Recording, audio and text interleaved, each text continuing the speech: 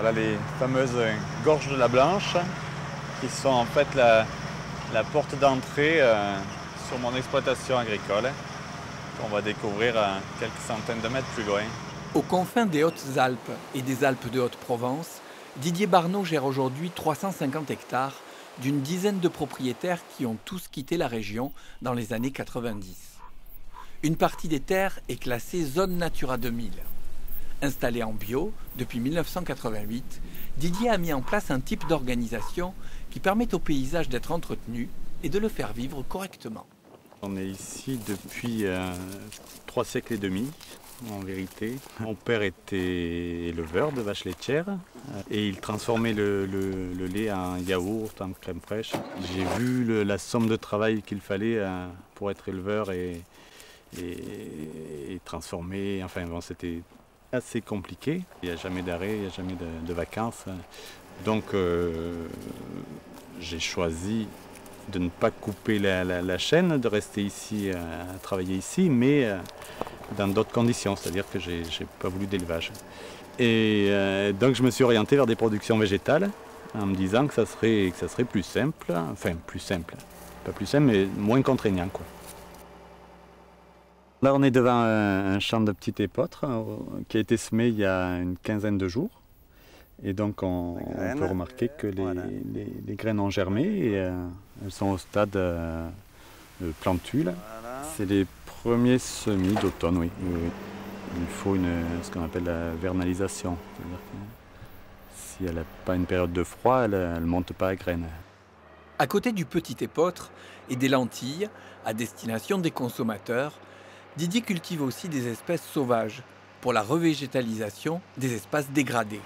Demain, ce seront peut-être des graines de plantain ou de marguerite de la vallée de la Blanche qui viendront réparer les dégâts des chantiers des routes à côté de chez vous.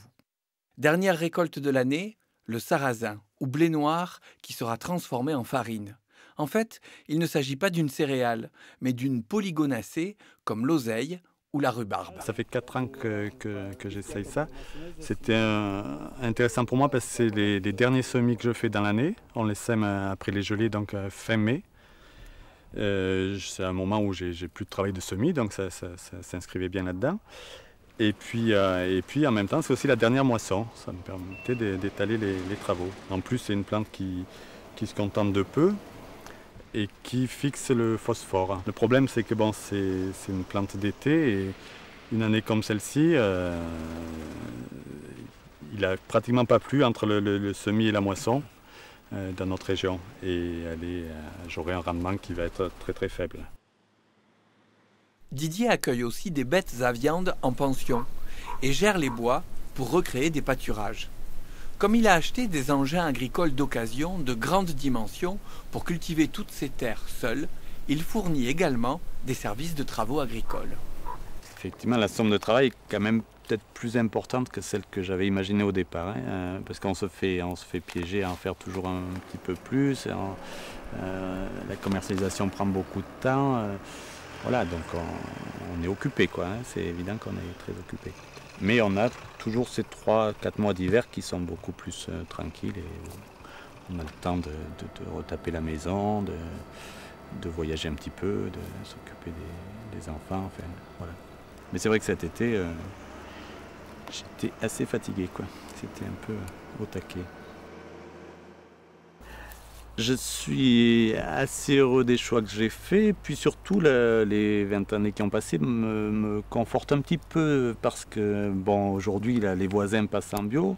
Au début j'étais assez vu comme un peu, pas un farfelu, mais c'était pas forcément très très bien envisagé, quoi, par tout le monde. Et aujourd'hui